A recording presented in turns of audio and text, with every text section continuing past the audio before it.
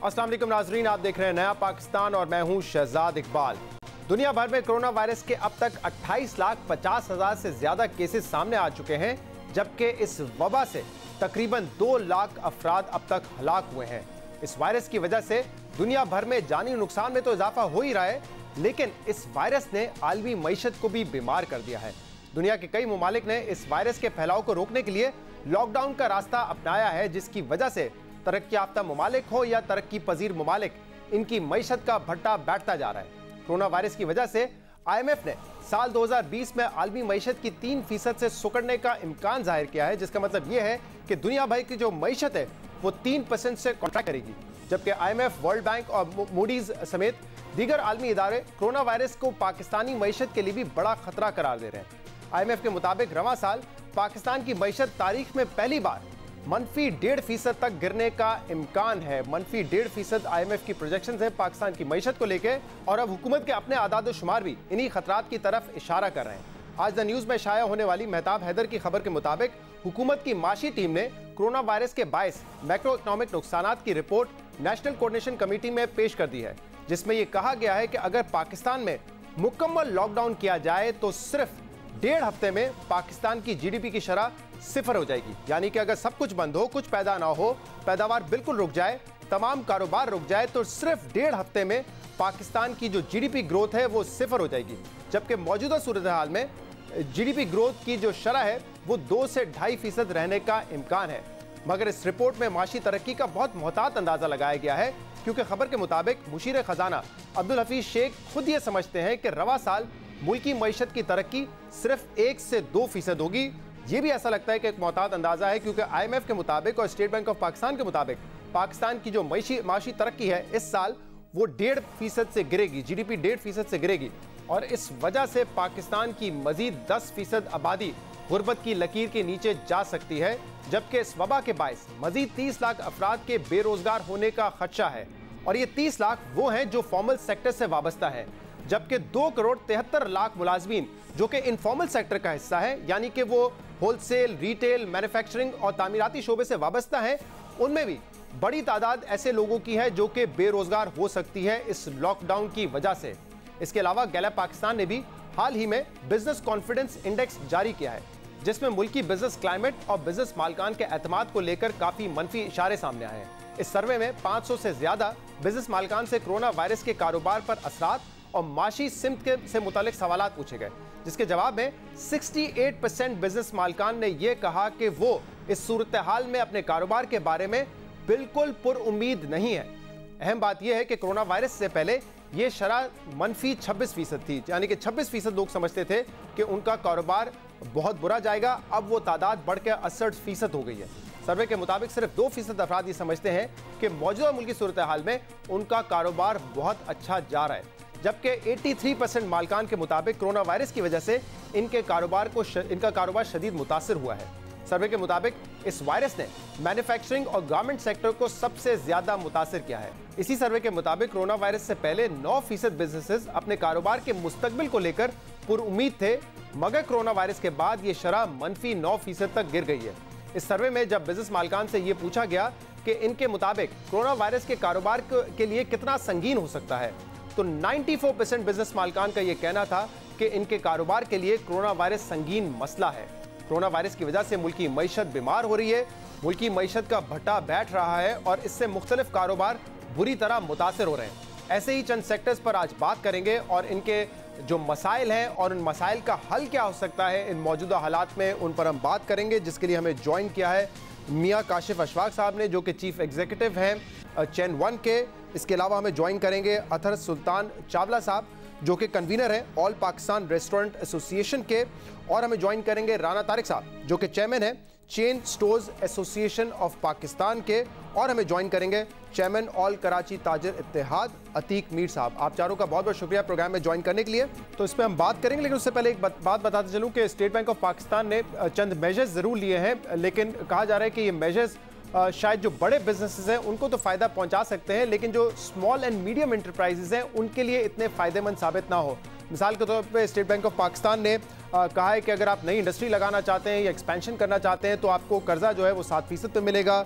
Payroll financing scheme जो है, जिसमें कहा गया है कि आपको जून 30 तक आप अपने पेरोल यानी कि सैलरीज जो देते हैं आप, उसकी मद में आप 50 करोड़ तक का कर्जा ले सकते हैं 3% पे, जो 2 साल बाद आपको अदा करना पड़ेगा। इसी तरह जो लोन पेमेंट्स हैं उसके लिए भी उन्होंने कुछ रिलैक्सेशन रखी हैं, लेकिन कहा जा रहा है कि स्मॉल एंड मीडियम इंटरप्राइजेज और ख़ासतौर पे पाकिस्तान में जो बड़ा तबका है रिटेल और होलसेल सेक्टर का, उसके लिए शायद इतना फ़ायदेमंद साबित ना हो। रिटेल और होलसेल सेक्टर में तकरीबन 90 लाख लोग उससे इस वक्त वाबस्ता है। 18% जो टोटल वर्कफोर्स है उसका 18% जो लोग हैं वो वाबस्ता है रिटेल और होलसेल सेक्टर से। उसका जो कंट्रीब्यूशन है जीडीपी में वो तकरीबन 60 ट्रिलियन का है, यानी कि 16% कंट्रीब्यूशन जीडीपी में रिटेल और होलसेल सेक्टर का है। सबसे पहले मैं चाहूँगा कि हम मियां काशिफ साहब आपकी तरफ आएँ। आपका रिटेल बिजनेस भी है, आप टेक्सटाइल एक्सपोर्ट भी करते हैं, फर्नीचर बिजनेस में भी हैं। मैं चाहूँगा पहले टेक्सटाइल साइड से हमें बताइए ज़रा, क्योंकि पाकिस्तान की जो सबसे बड़ी एक्सपोर्ट है वो टेक्सटाइल की है। इस वक्त जो मुल्क में हालात हैं और जो इंटरनेशनल इस वक्त सिचुएशन है, किस हद तक ये सेक्टर मुतासर हो सकता है इससे? मैं समझता हूँ कि ये टेक्सटाइल जो सेक्टर है सबसे ज़्यादा मुतासर हुआ है, क्योंकि इसमें रिटेल सेक्टर जो लोकल सेल थी वो भी बंद हो गई है और जो इंटरनेशनल ऑर्डर्स थे वो भी सारे के सारे बंद हो गए हैं। स्पेशली जो यूरोप है, यूरोप में जितने ऑर्डर्स पाइपलाइन में थे हमारे पास एक्सपोर्ट के, वो सब के सब हमारे जितने कस्टमर हैं उनने सब के सब वो कैंसिल कर दिए या होल्ड पे डाल दिए।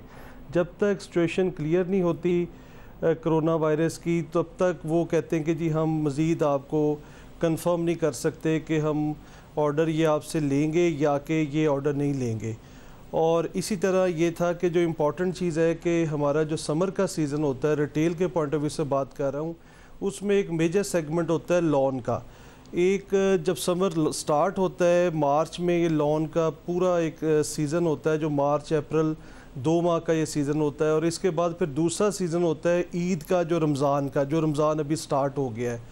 तो ये दोनों के दोनों सीज़न जो है ये हमारे अफेक्ट हुए हैं, हो रहे हैं। इसमें हमारे जितने भी बिजनेसेस हैं सारे स्टॉप हैं और अभी पार्शली इंडस्ट्री जो ओपन भी हुई है वो भी काफ़ी ऐसी लाइट इंडस्ट्री है जो बंद है, जिसकी वजह से जो स्टिचिंग यूनिट है लोकल के लिए भी उस तरह से चल नहीं रहे। सिर्फ एक ही टूल बचा है ऑनलाइन सेल्स का, और वो भी जो लोग ज़्यादा ऑनलाइन सेल में पहले से काम कर रहे थे रिटेल सेक्टर में, वो उसमें ज़्यादा बेनिफिट ले रहे हैं। बट जनरली जो स्मॉल साइज़ रिटेलर्स हैं या आम जो दुकानदार है या होलसेलर हैं, वो बहुत डिफ़िकल्ट सिचुएशन में है इस वक्त। तो मैं समझता हूँ कि जो सबसे इम्पॉर्टेंट चीज़ है वो ये है कि अभी जितना भी ये सारे बिजनेसेस हैं, रिटेलर्स हैं, होलसेल के लोग हैं या मैन्युफैक्चरर हैं, अभी जो कैश फ्लो का एक सीरियस इशू आएगा। जब तक लॉकडाउन ओपन नहीं होता सिचुएशन का पता नहीं चलेगा। जो समर का स्टॉक सेल होगा, कैश फ्लो आएगा, तो इन सब लोगों ने अपनी अगली जो विंटर की बाइंग और प्लानिंग है वो करनी है।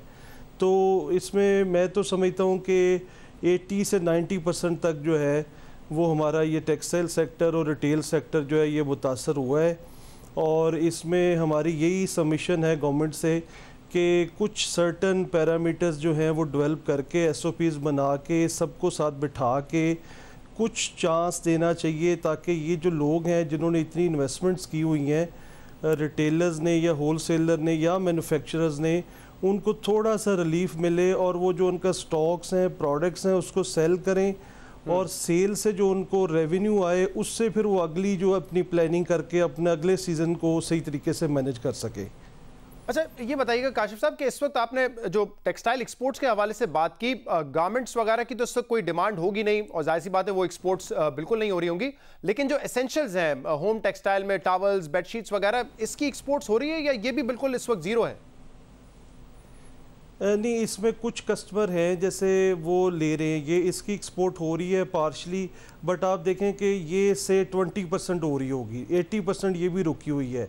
और कुछ जो पाइपलाइन में ऑर्डर्स थे इंटरनेशनल, वो उन्होंने कस्टमर्स ने कहा है कि आप इनको कैरी ऑन करें और वो बन के साथ साथ शिप हो रहे हैं। बट ये ऑलमोस्ट अब चूँकि ये कोरोना वायरस पूरी दुनिया का इशू है, तो वहाँ भी सारे रिटेल स्टोर और सब बंद हो चुके हैं। जो भी कोई सेल हो रही है दुनिया में भी, वो भी ऑनलाइन सेल के साथ ही अपना वो सिस्टम चला रहे हैं।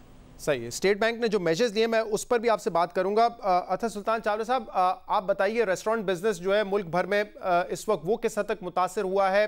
सिंध की मिसाल तो हमारे सामने है कि जब पहले इनिशियल लॉकडाउन था तो उसमें टेक अवे डिलीवरीज जो है उन्होंने खुली रखी थी। फिर एक वक्त आया कि रेस्टोरेंट्स मुकम्मल तौर पे बंद थे। फिर अब दोबारा रमज़ान में उन्होंने कहा कि 5 से 10 आप अपना रेस्टोरेंट खुला रख सकते हैं, लेकिन सिर्फ डिलीवरीज के लिए। इसी तरह पंजाब में भी हम देख रहे हैं कि वहाँ पर भी टाइमिंग्स हैं। इस्लामाबाद में ज़्यादातर जो है रेस्टोरेंट्स खुले ही रहे। किस हद तक काम मुतासर हुआ है, कितने लोग वाबस्ता हैं जो इस वक्त मुतासर हो रहे हैं? बिस्मिल्लाहिर्रहमानिर्रहीम। देखिए, पाकिस्तान भर में तकरीबन 1 लाख से ज़्यादा के करीब जो है रेस्टोरेंट्स हैं। 20-22 लाख लोग हैं जो काम करते हैं। इस वक्त जो सूरत हाल है वो ये है कि रमज़ान से पहले इस्लामाबाद में 24 घंटे के लिए डिलीवरी और टेक अवे अलाउ किया गया था। पंजाब में जो है तकरीबन 12 से 14 घंटे के लिए डिलीवरी और टेक अवे दोनों अलाउ था। सिंध में जो है वो सिर्फ सुबह 10 बजे से लेकर 5 बजे तक सिर्फ डिलीवरी अलाउ थी। जब रमज़ान शुरू हुआ है तो इस्लामाबाद और पंजाब में तो अपनी जगह मौजूद है कि वो 12 घंटे के लिए काम कर रहे हैं, यानी कि अफ्तार से पहले से लेके सहरी तक जो है वो उनको अलाउ है टेक अवे भी और डिलीवरी। लेकिन सिंध में सिर्फ 5 बजे से लेके 10 बजे तक के लिए डिलीवरी अलाउ है, टेक अवे तो अभी भी अलाउ नहीं है। तो इसमें जो है आप ये समझ सकते हैं कि 5 बजे के बाद सिर्फ एक अफ्तारी का टाइम आता है जिसमें बहुत ही कम लोग हैं शाज़ व नादिर जो डिलीवरी मंगवाते हैं। अमूमन जो काम हम पहले भी होता था वो होता था रात को 10 बजे के बाद, 9:30 के बाद, जब सहरी अपना लोग तरावी से फारिग होते थे उसके लिए, और सहरी का काम होता था। तो हमारी सिंध गवर्नमेंट से हमने 12 जो है उसको दरख्वास्त की है कि कम अज़ कम जो है वो आप जो है वो सहरी तक के लिए तो खोलें, क्योंकि ये समझने की बात है कि जब एक दफ़ा एम्प्लॉय आ ही गया काम करने के लिए किचन में, तो इसमें ज़रा सेंस समझ नहीं आती कि वो 10 बजे तक काम करेगा तो कोई मसला नहीं होगा, लेकिन अगर 10 बजे के बाद काम करेगा तो कोई इशू हो जाएगा। क्योंकि सिर्फ डिलीवरी का ही काम है तो डिलीवरी ही हो रही है, और डिलीवरी दुनिया भर में सेफेस्ट मानी जाती है एक चीज़, क्योंकि दुनिया भर में कहीं भी डिलीवरी कभी भी बंद नहीं की गई, चाहे जितना ही लॉकडाउन क्यों ना सख्त से सख्त हो गया हो। स्मार्ट लॉकडाउन की बात नहीं हो रही, इवन सख्त लॉकडाउन है। और ये भी समझ लीजिए कि पूरे पाकिस्तान में अगर लाख रेस्टोरेंट है तो बमुश्किल 10 से 15% डिलीवरी और टेक अवे से अपना कोई काम चला सकते हैं। 86% रेस्टोरेंट तो वैसे भी डिलीवरी और टेक अवे में भी जो है उनको कोई फायदा नहीं हो रहा। तो अब जो थोड़ा बहुत 10-15% है तो उसको तो रिलीफ मिले, क्योंकि सिर्फ रेस्टोरेंट जो है वो सिर्फ रेस्टोरेंट इंडस्ट्री का नाम नहीं है। इससे कोई 30-40 इंडस्ट्रीज हैं जो अलाइड हैं, चाहे वो पोल्ट्री की इंडस्ट्री हो जिसका तबाह होती चली जा रही है, चाहे वो दूध की इंडस्ट्री हो, चाहे वो ऑयल इंडस्ट्री हो, चाहे वो पेपर एंड पैकेजिंग इंडस्ट्री हो, चाहे वो पूरा आपका एग्रीकल्चर का निजाम है जो जिसमें पूरा पाकिस्तान बेस्ड है, चावल हो, गेहूं हो, ये ज्यादातर हॉरेका जो कि इंस्टीट्यूशन और ये आपकी रिटेल इंडस्ट्री पर, होटल इंडस्ट्री पर चलता है, ये सारा खत्म हो गया है। हुकूमत को ओवरऑल इसमें देखना पड़ेगा। आप दुबई देखें तो दुबई में जो है वो आज से मॉल्स भी खोल दिए गए हैं, कैफेज भी 30% की कमी के साथ डाइनिंग भी खोल दिया गया है। तो दुनिया में ये इक़दाम हो रहे हैं जहां कोरोना आया है। कोरोना एक हकीकत है, लेकिन हमें एक ये स्टेप लेने पड़ेंगे और आगे गवर्नमेंट को उसमें हमें रिलीफ भी बहुत सारी। अच्छा साहब, ये फरमाइएगा कि जब आपने सिंध हुकूमत के सामने ये बात रखी कि राइडर अगर कहीं से डिलीवरी लेकर डिलीवर करने जा रहा है तो वो एक बड़ा सेफ तरीका है, लेकिन फिर भी आपको 10 बजे के बाद खोलने की इजाजत नहीं दी है रेस्टोरेंट्स की, वजह क्या बता रहे हैं वो कि इसकी वजह से रोड पे तो रश नहीं होता, और जैसा आपने कहा एम्प्लॉय तो एक दफा अगर आ गया तो वो तो 10 बजे तक भी रहेगा, वो ज्यादा भी रह सकता है। फिर देखिए जी, रोड पे रश रहने का तो कोई सवाल ही नहीं होता। बमुश्किल जो है पूरे कराची में हार्डली कोई 2000 राइडर भी नहीं है। 2000 राइडर भी जब होते हैं जब पूरी कराची का रेस्टोरेंट इंडस्ट्री अपनी जोबन में चल रहा होता है। ये डिलीवरी के टाइम पे हार्डली 1000-1500 राइडर होंगे जो पूरी कराची में आप समझे कि दिखेंगे भी नहीं। और ऑलरेडी मैंने आपको बताया एम्प्लॉय तो किचन में आ ही चुका है, तो उसकी तो कोई सेंस नहीं बनती है। हमें अभी तक समझ नहीं आ रही कि क्यों नहीं किया गया। हमें उम्मीद भी है और हमारी दरख्वास्त भी है सिंध गवर्नमेंट से कि कम से कम शहरी तक इसको खोलने दिया जाए, नहीं तो वैसे ही वो कहते हैं गिरती हुई दीवार को एक धक्का और दो, वैसे ही बेचारी तबाहकुन इंडस्ट्री है। थोड़ी बहुत जो अपनी जो है वो बिल्कुल चल रही है वो भी रह जाएगी। तो इस वक्त तो ये जो डिलीवरी है ये सिर्फ दूधते को तिनके का सहारा है। ये तो पूरा काम नहीं है कि हम समझें कि इससे बड़ी कोई मईशत चल गई है या रेस्टोरेंट इंडस्ट्री चल गई है। ये अच्छा ये भी हम समझ लें, रेस्टोरेंट इंडस्ट्री एक अखलौती इंडस्ट्री है जो तकरीबन 98 से 99% लोकल प्रोड्यूस को इस्तेमाल करती है। तो जब ये चलेगी तो इंशाल्लाह बाकी आपकी मईशत का पहिया भी चलना शुरू हो जाएगा। सही है, अलाइड इंडस्ट्रीज जो वाबस्ता हैं वो भी चलना शुरू हो जाएंगी। राना तारिक साहब, आप जो है चेयरमैन है chain stores association of Pakistan के, और जितने भी स्टोर्स जिसके एक से ज़्यादा दो आउटलेट्स हों तो वो तमाम आपके एसोसिएशन के अंडर आते हैं।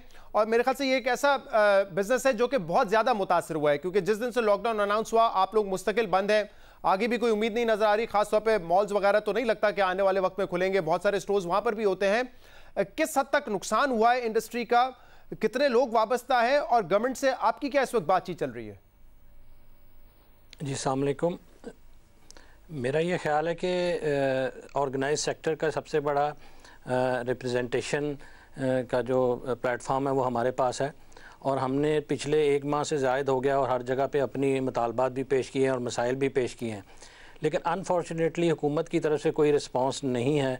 हम ये समझते हैं कि हमारा बिज़नेस जो है वो ऑर्गेनाइज रिटेल होने की वजह से वो हुकूमत को सबसे ज़्यादा टैक्स देने वाला बिज़नेस है। इसके साथ जितने भी वाबस्ता लोग हैं, एम्प्लॉई हों या लैंडलॉर्ड हों या कोई भी लोग हों, वो सारे के सारे टैक्स नेट में आते हैं, क्योंकि हमारे साथ जो भी काम करता है उसको पेमेंट हो, सैलरी हो, कोई चीज़ भी हो तो थ्रू सिस्टम जाती है।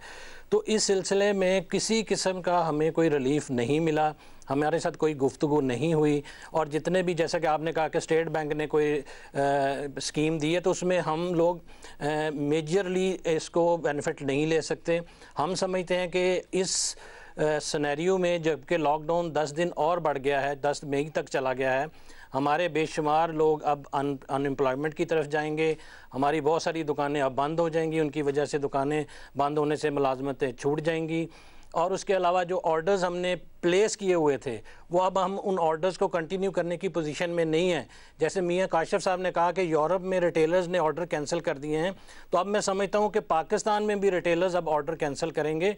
हमारे पास 2 महीने की इन्वेंट्री हमारे गोदामों में पड़ी है, 1-2 महीने की इन्वेंट्री जो प्रोडक्शन में चल रही है, तो आप समझ लें ये 1600-1700 अरब रुपए की इन्वेंट्री हमारे पास है। हम अरबों की इन्वेंट्री रख के हज़ारों रुपए के लिए तरस रहे हैं। हमारी कोई चीज़ किसी किस्म की सुनवाई नहीं है। अगर हम रेंट की बात करते हैं तो हुकूमत कहती है कि जी आपका और ये प्राइवेट लैंडलॉर्ड का मामला है।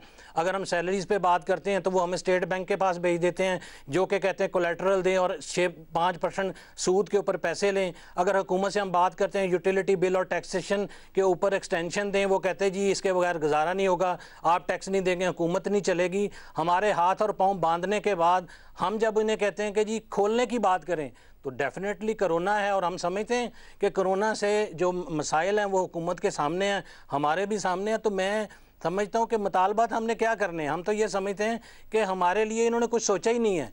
जो पहले रिलीफ दिया वो बड़े इंडस्ट्रियलिस्ट के लिए दिया, अब जो ये कर रहे हैं ये पॉवर्टी लाइन से बिलो के लिए कर रहे हैं। हमारे किसी एक वर्कर को 1 रुपया इन्होंने ट्रांसफ़र नहीं किया। इनका कोई पैरामीटर ही नहीं है कि हमारा वर्कर इनसे ले सके। हाँ, क्योंकि जो एहसास प्रोग्राम है वो तो जैसे आपने खुद कहा उन लोगों के लिए है जो कि गुर्बत की लकीर से नीचे हैं। अगर आपके जो सेल्समैन हैं, मैनेजर्स वगैरह हैं, वो मेरे ख्याल से उस कैटेगरी से ऊपर आते हैं तो वो एहसास प्रोग्राम में तो नहीं आएंगे।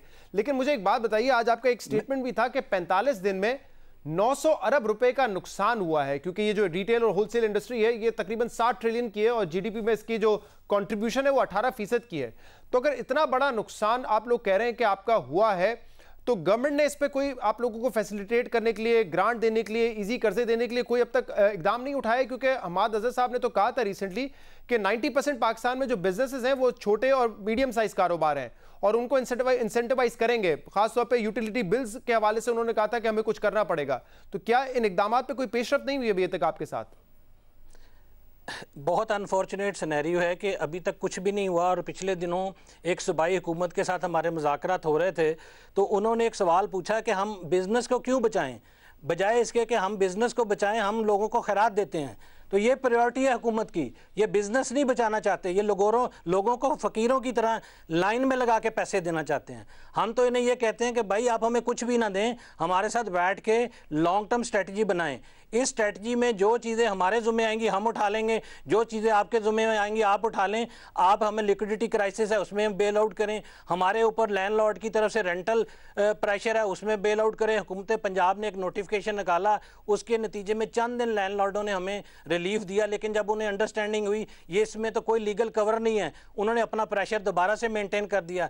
देखें, हम अगले चंद दिनों में आपकी वसासत से मैं बड़े क्लियरली ये बात करना चाहता हूँ हुकूमतों के साथ कि पीर को इंशाल्लाह हम एक प्रेस कॉन्फ्रेंस के जरिए अपना आइंदा का लायामल बता देंगे। ये नहीं हो सकता कि हम किराए भी दें, हम सैलरियाँ भी दें, हम टैक्स भी दें, हम पार्टी पेमेंट भी दें और कारोबार ना खुले। ये कौन सा कारोबार है जो कि लॉकडाउन के लिए डिज़ाइन होता है? हमारी तो गाड़ी नहीं बिकती, हमारा प्लॉट नहीं बिकता, हमारा सोना नहीं बिकता, हम मार्केट में डॉलर लेके जाएं उसकी वैल्यू नहीं मिलती।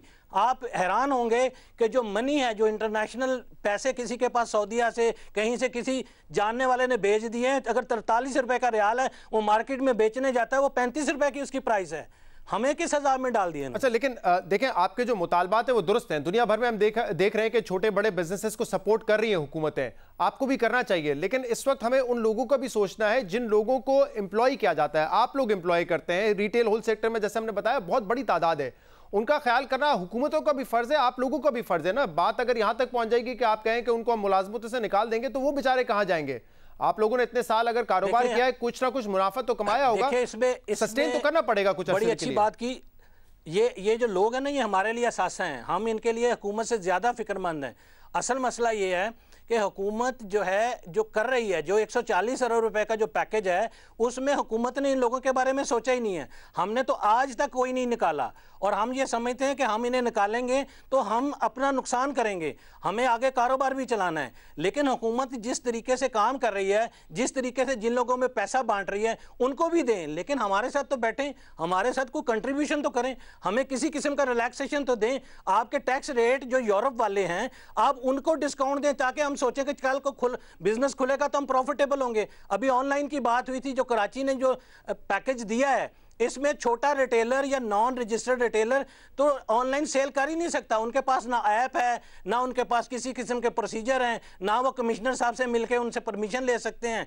जिस किस्म की चीज़ें आ रही हैं ये नॉन प्रैक्टिकल हैं। मैं नहीं समझता कि हुकूमतें बहुत सीरियसली चीज़ों को कर रही हैं, ये आई वॉश चल रहे हैं। ये ठीक है, मुझे एक ब्रेक लेने दें, ब्रेक के बाद अतीक मीर साहब से भी बात करेंगे। एक ये बड़ा प्रॉब्लम तो है कि इस वक्त कारोबार को मुकम्मल तौर पे खोला नहीं जा सकता, क्योंकि खदशा ये है कि कोरोना वायरस तेजी से फैलेगा।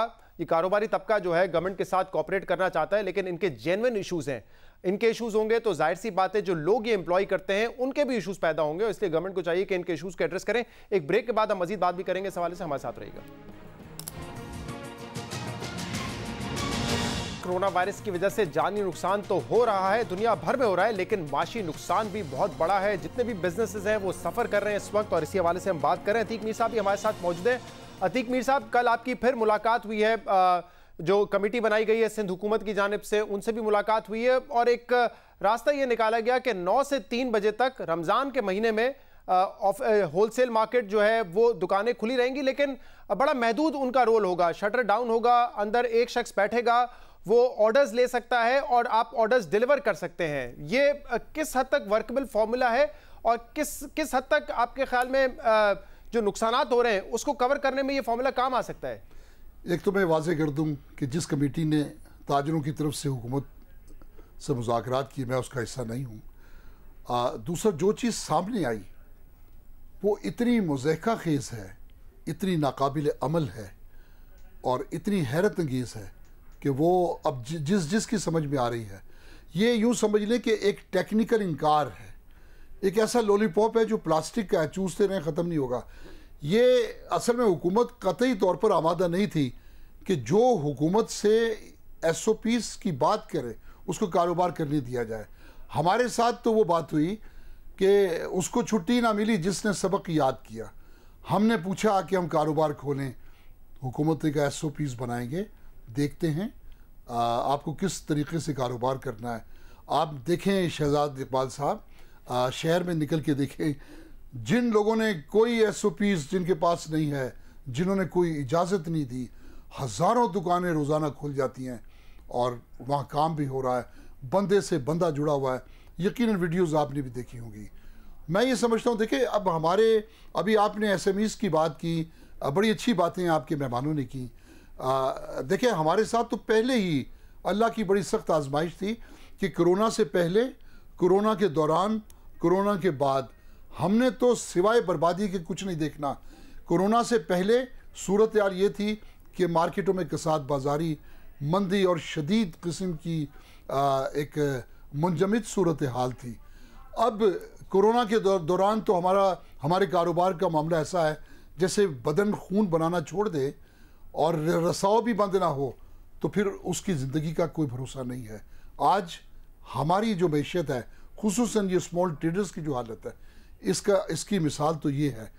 और यकीनन कोरोना जब भी ख़त्म होगा जी, मैं ये समझता हूं कि हम उतनी ही दुश्वार सूरत हाल से दो चार होंगे। तो एक तो ऑब्वियस मुतालबा आप लोगों की तरफ से अतीक मीर साहब ये रहा है कि आपको कारोबार करने की इजाज़त दी जाए। सिंध हुकूमत लगता है कि इस वक्त उसके उनका मूड नहीं है, और शायद जो डॉक्टर्स वगैरह ने बात की उसकी बड़ा खर्चा है कि ये बीमारी फैल सकती है। मजीद क्या किया जा सकता है, हुकूमत क्या कर सकती है जिससे कम से कम आप लोग अपने जो एम्प्लॉयज़ हैं उनको रिटेन कर सकें, उनकी सैलरीज हो, आपका रेंट हो, ये अखराजात आप पूरे कर सकते हैं? क्या प्रपोजल क्या आप लोगों की तरफ से? हम वो चाहते हैं जो मुल्क का कानून कहता है। चलिए हम कारोबार नहीं करते क्योंकि एक तरफ से यकीनन कोरोना की हौलनाक घाटियां हैं और एक तरफ एक अंधा कुआं है बेरोज़गारी का। हुकूमत हमें कहती कि कारोबार ना करो, हम नहीं करते। लेकिन एक बात, जब किसी मुल्क में कोई हलाकत आती है, कोई डिज़ास्टर आता है, कोई कुदरती आफत आती है, तो हुकूमतों की कुछ ज़िम्मेदारियाँ होती हैं। वो ज़िम्मेदारी हुकूमत पूरी करे। अभी मेरे दीगर जो ताजिर दोस्त थे इन्होंने भी ये बात की। मैं कहता हूँ अब रफ्ता रफ्ता ये जो SMEs हैं इनके पास, अभी आपने ख़ुद भी फरमाया कि ख़त गुर्बत 10% मज़ीद बढ़ जाएगी, ये लोग भी नीचे गिरेंगे।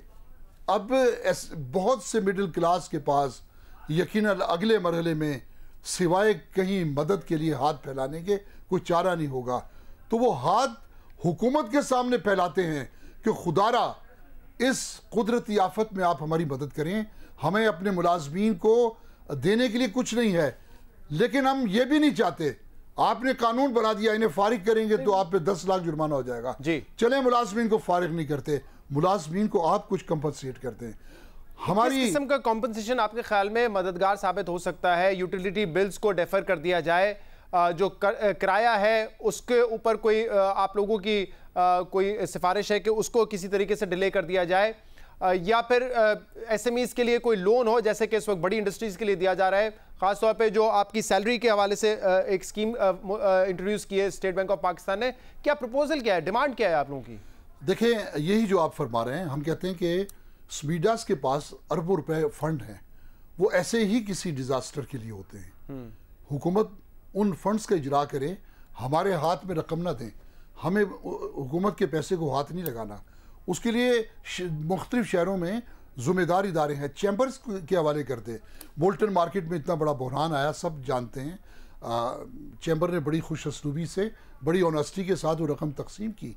इसी तरह किसी एक ज़िम्मेदार इदारे को, एक एथेंटिक इदारे को ये ज़िम्मेदारी दे दे, वो रकम दे दे। 3 अरब रुपए की ग्रांट दी गई थी जब ये हादसा पेश आया आशूर का, उसमें से भी चैम्बर ने बचा के हुकूमत को वापस किया। तो हम ये चाहते हैं कि ऐसी ही कोई तकसीम हो जो उन हाथों से हो, ठीक है, जो दयानतदार हैं, ठीक है, और उन लोगों तक पहुंचे जो हकदार हैं। ठीक है, बस ये हमारी डिमांड है। सही है मियां काशिफ साहब, दुनिया भर में हम देख रहे हैं कि अनएम्प्लॉयमेंट होगी, लोग बेरोजगार होंगे। अमेरिका में ये जो है तादाद 2.6 करोड़ तक पहुंच चुकी है। पाकिस्तान में भी सूरत हाल होगी इस तरह की। क्या किया जा सकता है खासतौर पे बताइए टेक्सटाइल इंडस्ट्री के लिए, जहां पर डेली वेजर बहुत ज़्यादा होता है। जब फैक्ट्रीज पे बोझ आएगा वो तो जाहिर सी बात है उनको हटा देंगे, निकाल देंगे उनको। क्या करने की ज़रूरत है इस वक्त? जो इम्पॉर्टेंट चीज़ ये है कि वो जितनी भी इंडस्ट्री के लोग हैं इनके साथ गवर्नमेंट बैठे, डिफरेंट सेक्टर्स हैं, रिटेल वाले हैं, गारमेंट में हैं, कुछ होम टेक्सटाइल में है, कुछ लोकल मैन्युफैक्चरर हैं, कोई एक्सपोर्टर्स हैं। इनके साथ थोड़ा सा लाइसेंस बढ़ाने की ज़रूरत है और इनकी जो रिकमेंडेशन लेने के बाद इनके साथ अंडरस्टैंडिंग के साथ वो पैकेज अनाउंस करें। क्योंकि जो अभी बात की है मीर साहब ने, वो ये है कि हम नहीं चाहते कि गवर्नमेंट हमें पैसे दे, हम ये चाहते हैं कि कम से कम 3 माह के लिए जो हमारे रेंट्स हैं या हमारे जो यूटिलिटी बिल्स हैं या जो हमारे एम्प्लॉइज़ की सैलरीज़ है उसका अरेंजमेंट गवर्नमेंट कर दे, ताकि एटलीस्ट हमारी जो लोग हैं अनएम्प्लॉय ना हो और हमारे पे ये बर्डन जो है 3 माह का एक बर्डन जो है इसमें हमें एक सपोर्ट मिल जाए। तो उसके बाद इंशाल्लाह जैसे ये कोरोना सेटल होता है तो हमारे जो बिज़नेसेस हैं, हमारे बिज़नेसमैन हैं पाकिस्तान में, वो बड़े उनमें ये खूबी है कि वो अपने बिज़नेसेस को बड़ी अच्छी तरह समझते हैं, चलाना जानते हैं और वो फिर इस क्राइसिस से निकल आएंगे। क्योंकि एक टेम्परेरी तौर पे उनको हमें सपोर्ट करना पड़ेगा। जैसे एक थोड़ी सी बात ये हो रही है कि थोड़ी सी डिस्क्रिमिनेशन है, जिन लोगों के तो असर व रसूख है वो फैक्ट्रीज़ भी खुलवा लेते हैं, वो ऑनलाइन सेल का बिज़नेस भी कर रहे हैं। जो ख़ास तौर पे मीडियम एंड स्मॉल इंडस्ट्री है या रिटेलर्स हैं, उनको बड़ा प्रॉब्लम आ रहा है कि उनके कोई लिंक्स नहीं है और वो बिल्कुल बेबस हैं, उनको कोई सुन नहीं रहा और उनसे कोई बात नहीं कर रहा। तो इस पे मेरा है कि जो हमारी प्रोविंशियल गवर्नमेंट्स हैं उनको थोड़ा सा चाहिए कि ये सारी एसोसिएशन चैम्बर्स इनका एक प्लेटफॉर्म बनाएं, सब लोगों को इकट्ठा करें और एक सीरियस लेवल पे टॉक हो और एक सपोर्ट जो है डिफरेंट मद में इन सारे सेक्टर्स को दी जाए ताकि ये बैलेंस हो के अपनी चीज़ों को आगे लेके मियां काशिफ साहब, ऑब्वियसली हुकूमत को इंटरवीन करने की ज़रूरत इसमें ज़रूर है, लेकिन जो बड़ी बड़ी फैक्ट्रीज इंडस्ट्री चला रहे हैं उनको भी ये ख्याल करने की ज़रूरत है कि ये एक मुश्किल वक्त है। हमारी हुकूमत के पास वज़ीर आज़म तो खुद कहते रहते हैं कि इतना पैसा नहीं, अमेरिका की तरह हम $2.2 ट्रिलियन का पैकेज नहीं दे सकते। तो जो बिजनेस कम्युनिटी है उनको भी थोड़ा बहुत खुद बर्दाश्त भी करना पड़ेगा। 1-1.5-2 माह होते हैं, ये सुनने में आता है कि फला फैक्ट्री ने इतने लोगों को निकाल दिया, फला फैक्ट्री इतने लोगों को निकाल रही है, जबकि ये कारोबारी तबका एक अरसे से मुनाफा कमा रहा है, इसी मुल्क में बैठकर कमा रहा है। तो कम से कम थोड़ा सा तो नुकसान बर्दाश्त करना पड़ेगा, बजाय इसके कि बोझ उन गरीब तबकों पर डाल दें, उनको बेरोजगार करके। नहीं, ये मैं आपसे एग्री करता हूँ, ऐसा नहीं होना चाहिए। हमने तो अपनी इंडस्ट्री में सारे लोगों को इंटैक्ट रखा है और उनको सैलरीज़ भी पे की हैं। ये हमने जो मंथ लास्ट गुजरा है ऑलमोस्ट सारे लोग मिनिमम हाफ सैलरी पे कर रहे हैं। बट कुछ बड़े इदारे हैं जिनमें वाकई में जिनके पास हैंडसम जिन्होंने प्रॉफिट्स कमाए हुए हैं, उनको नहीं चाहिए कि वो उन्होंने कुछ ले ऑफ़ किया। स्टाफ को ले ऑफ़ नहीं करना चाहिए। इस चीज़ पे सबसे ज़्यादा गवर्नमेंट को काम करना चाहिए कि जितने भी लोग एम्प्लॉयड हैं वो डेली वेजर हैं, परमानेंट हैं, कॉन्ट्रैक्चुअल हैं, सबको जो है वो जॉबलेस ना किसी को करे, ताकि ये इनकी अदरवाइज सर्वाइवल है ही नहीं। अगर इनको जॉब से जॉबलेस कर दिया जाता है तो ऑलरेडी हमारे यहाँ बहुत ज़्यादा बेरोज़गारी है, तो या तो बहुत डिज़ास्टर हो जाएगा पाकिस्तान में। सही। और फिर इसमें और तरफ चीज़ें चलना शुरू हो जाएंगी। बिल्कुल सही बात है। इसीलिए उनकी हुकूमत की तो जिम्मेदारी है, लेकिन हर किसी ने अपना अपना इसमें रोल प्ले करना है। राना तारिक साहब, एक आखिरी सवाल। अब ये एक दुनिया में मुख्तलिफ हालात हैं बड़े, और हम देख रहे हैं कि इस वक्त भी दुनिया में ऐसे बिजनेसेस थ्राइव कर रहे हैं जो कि ऑनलाइन बिजनेस कर रहे हो, ई कॉमर्स का बिजनेस कर रहे हो। अमेजॉन इसकी एक बड़ी मिसाल है। हमने पिछले हफ्ते भी अपने प्रोग्राम में बताया था कि 75,000 लोग उन्होंने मजीद एम्प्लॉय किए हैं। तो ऐसी कंपनीज हैं पाकिस्तान में भी, खासतौर पे जो जिस सेक्टर को आप रिप्रेजेंट करते हैं, जो रिटेल ऑर्गेनाइज्ड रिटेल सेक्टर है, वहां पे इस बात की भी जरूरत है कि अपने ऑनलाइन बिजनेस की तरफ ज्यादा से ज्यादा तवज्जो दें। इसमें जो आपने पॉइंट रेज किया है, पाकिस्तान में ना ऑनलाइन का कंट्रीब्यूशन बहुत हद तक कम है, ओवरऑल सेल का बहुत कम कंट्रीब्यूशन है। अगर मैं ये कहूँ कि हमारे बिज़नेस का 10% रेंटल है, 10% सैलरीज़ है, तो उस हिसाब से ये 20% तो यही बन जाता है। और ऑनलाइन सेल का कंट्रीब्यूशन 1% से लेके जो बहुत अच्छे बिजनेसेस हैं जैसे लोनों के, लेडीज़ के रिलेटेड, उनका 20-25% तक जाता है। तो ये जितना भी इंक्रीज़ हो जाए, ये बिज़नेस सर्वाइवल के लिए नाकाफ़ी है। जो हमारे एक्सपेंस हैं उसके लिए ये ऑनलाइन जितना भी ग्रो कर जाए ये काफ़ी है। मैं आपकी बात को तस्लीम करता हूँ, मौजूदा सूरत हाल में बेस्ट ऑप्शन ऑनलाइन की तरफ ही ट्रांसफ़र होना है। ये जो कोरोना का जो प्लस पॉइंट है वो ये है कि जो ऑनलाइन बिजनेस अगले 10 साल के बाद फ्लरिश करना था पाकिस्तान में, से पहले हो जाएंगे। अब आने वाले सालों में ही कर जाएगा। सही। लेकिन इससे अगर हम ये समझें कि कोई बिजनेस वाइबल हो जाए, ये नहीं हो सकेगा फौरी तौर पे, तो ये नहीं हो सकेगा, लेकिन ऑब्वियसली एक अपॉर्चुनिटी जरूर है। आप तमाम लोगों का बहुत बहुत शुक्रिया, आप लोग हमारे साथ मौजूद है। एक मुश्किल वक्त है, हुकूमत को चाहिए, खासतौर पे हमाद अज़हर साहब ने कहा भी था कि जो स्मॉल एंड मीडियम इंटरप्राइजेज हैं उनके लिए हम एक पैकेज जरूर लेकर आ रहे हैं, क्योंकि इस वक्त मसला ये है कि अगर state bank of Pakistan payroll financing scheme है तो वो बड़े कारोबार को तो मिल जाता है, छोटे कारोबार के लिए वो बड़ा मुश्किल हो जाता है, क्योंकि उनके पास कोई कोलैटरल नहीं होता। तो उनके लिए भी कोई स्कीम मुतारिफ कराने की ज़रूरत है। जो यूटिलिटी बिल्स या रेंटल के हवाले से कहा गया था कि उनको फैसिलिटेट किया जाएगा, ये भी करने की ज़रूरत है, क्योंकि ये बिजनेसेस चलेंगे तो इनके साथ जो लोग वाबस्ता हैं वो भी जुड़े रहेंगे, बेरोज़गार नहीं होंगे। ये इस वक्त हुकूमत की तरजीहात में से होना चाहिए। एक ब्रेक लेंगे, ब्रेक के बाद हम मज़ीद बात करेंगे, हमारे साथ रहिएगा। मुल्क भर में लॉकडाउन को अब 9 मई तक कर दिया गया है, और इसकी वजह यह है ताकि जो कोरोना वायरस है वो तेज़ी से ना फैले, इसकी रफ्तार को कम करना ज़रूरी है ताकि जो हेल्थ सर्विसेज हैं उस पर ज़्यादा प्रेशर ना बढ़े। लेकिन जब ये बात हो रही थी कि आहिस्ता आहिस्ता हमें लॉकडाउन की तरफ से स्मार्ट लॉकडाउन जाना है, तो उसके लिए ये ज़रूरी था कि हम अपनी टेस्टिंग को बढ़ाएं। और 10 अप्रैल को असद उमर साहब ने जब प्रेस कॉन्फ्रेंस की थी तो उन्होंने बताया था कि अप्रैल के आखिर में हमारी जो टोटल टेस्टिंग है, पर डे टेस्टिंग 20 से 25 हज़ार तक पहुंच जाएगी। क्या कहा था उन्होंने, सुनिए। टारगेट जो है वो मुश्किल रखा है हमने, लेकिन हमारे ख्याल में वो ज़रूरी है कि ये जो टेस्ट इस वक्त तकरीबन 3000 के करीब हम दिन में कर रहे हैं, इसको अप्रैल के आखिर तक बढ़ा के तकरीबन 20 से 25 हज़ार टेस्ट तक पहुंचाया जाए। अगर स्मार्ट लॉकडाउन की तरफ जाना था तो ये ज़रूरी था कि हम अपनी टेस्टिंग को ज़्यादा से ज़्यादा बढ़ाएं, ताकि वो एरियाज आइडेंटिफाई किए जा सकें जो हॉटस्पॉट्स हैं और जहां पर लॉकडाउन की ज़्यादा ज़रूरत है। लेकिन हमने ये देखा कि 17-18 अप्रैल को तो जो टेस्ट की तादाद है वो तेज़ी से बढ़ी।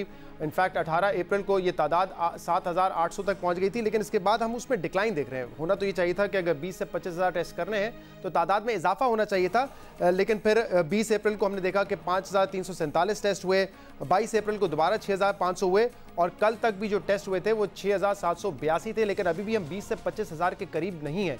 इसकी क्या वजह है? क्योंकि चेयरमैन एनडीए में ये बता चुके थे कि हमने 8 लाख किट्स इस वक्त खरीद ली हैं और हमारे पास इतनी कैपेसिटी है कि हम एग्रेसिव टेस्टिंग कर सकते हैं, यानी कि 25 से 30 हज़ार टेस्ट रोजाना की बुनियाद पे कर सकते हैं। अगर कर सकते हैं तो किए क्यों नहीं जा रहे हैं? इस पर बात करने के लिए हमारे साथ मौजूद है वज़ीर आज़म के मुआविन ख़ुसूसी डॉक्टर ज़फ़र मिर्ज़ा साहब। डॉक्टर ज़फ़र साहब, क्या वजह है? टेस्टिंग कैपेसिटी भी है, अब हमारी इंटेंशन भी ये था कि 20 से 25 हज़ार टेस्ट करेंगे डेली बेसिस पर, लेकिन इतने टेस्ट हो नहीं रहे, इसकी वजह क्या है? जी बिल्कुल शहजाद, हमारी कैपेसिटी भी है, हमारी इंटेंशन भी है।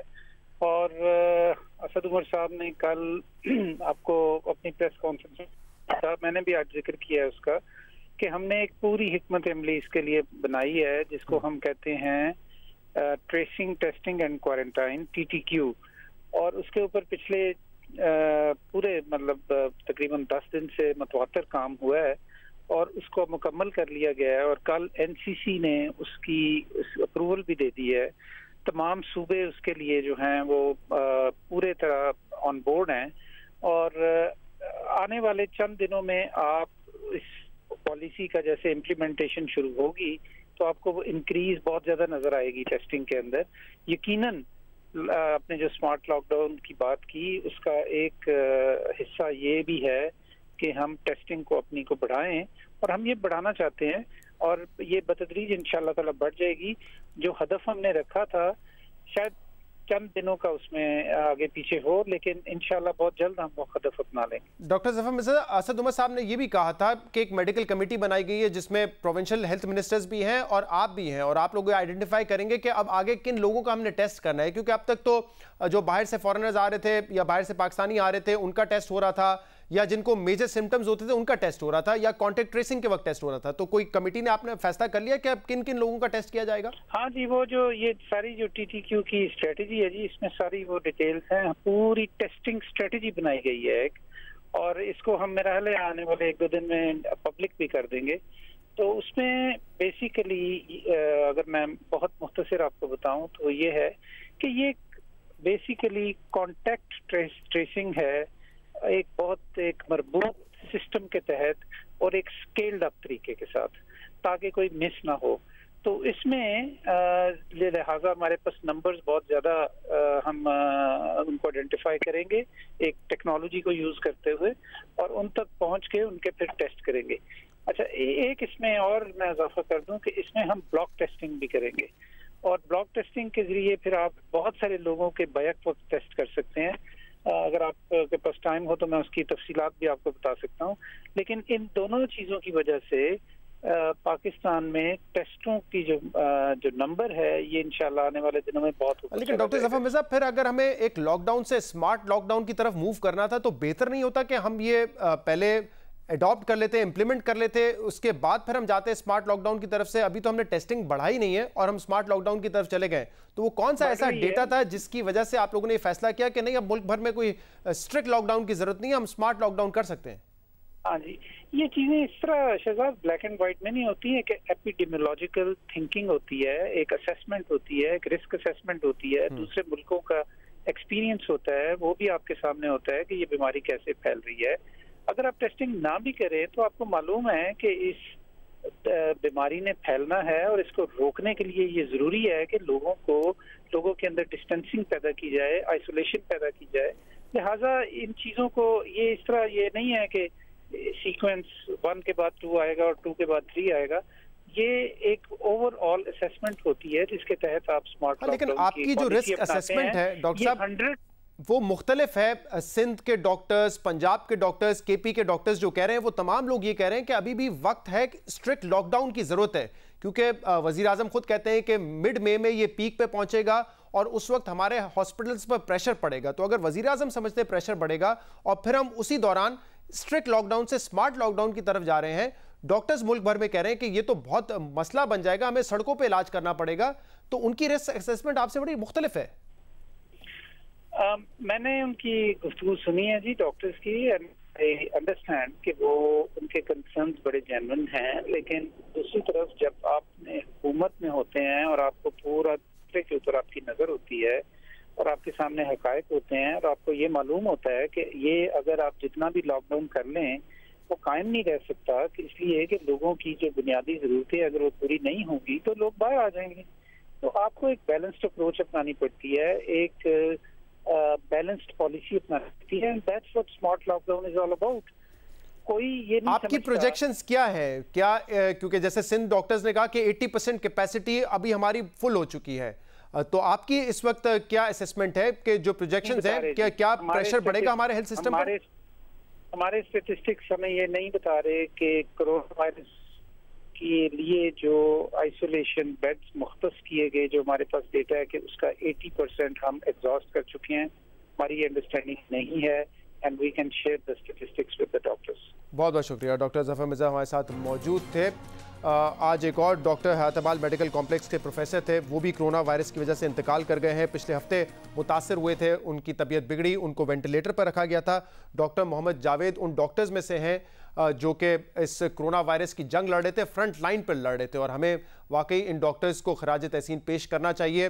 ये फ्रंट लाइन पे होते हैं, बिल्कुल उसी फौजी की तरह जो बॉर्डर पे जाके जंग लड़ता है, उसको पता है कि जब मैं जा रहा हूँ लड़ने के लिए तो शायद मैं वापस ना आ सकूँ। जब ये डॉक्टर्स भी कोरोना वायरस के पेशेंट्स को ट्रीट कर रहे होते हैं, उस एनवायरनमेंट में होते हैं, तो ये सबसे ज़्यादा जो है मुतासर होने का ख़तरा होता है कि ये मुतासर हो सकते हैं। और इसी तरह कई डॉक्टर्स पाकिस्तान में मुतासर हुए भी हैं।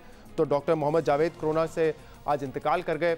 वाकई इनकी बड़ी खिदमात थी और हमें उन तमाम डॉक्टर्स को अप्रिशिएट करने की ज़रूरत है। दुनिया भर में इन डॉक्टर्स की जो खिदमात है उनको अप्रिशिएट किया भी जा रहा है। आज के प्रोग्राम में इतना ही। इसका फीडबैक आप हमें दे सकते हैं हमारे सोशल मीडिया पर। इजाज़त दीजिए, अल्लाह हाफ़िज़।